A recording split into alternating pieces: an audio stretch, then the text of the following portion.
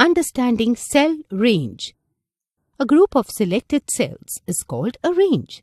The selected cells should be in continuation to form a range. When a range is selected in a worksheet, a regular shape is formed.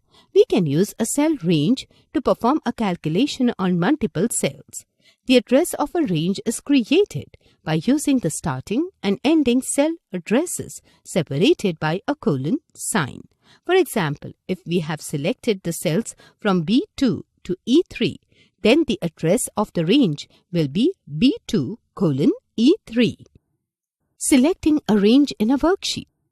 We can select a range by using the mouse and by using the Shift key. By using the mouse.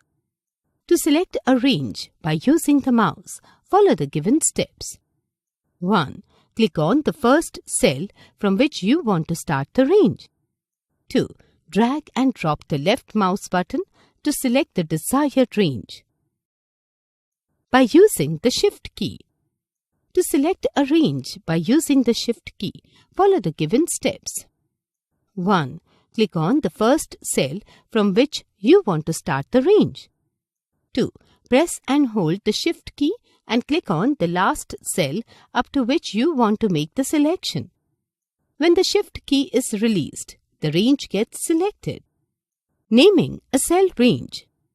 Excel allows us to assign a name to a cell range. This name can be used in place of cell address in formulas. To assign a name to a cell range, follow the given steps.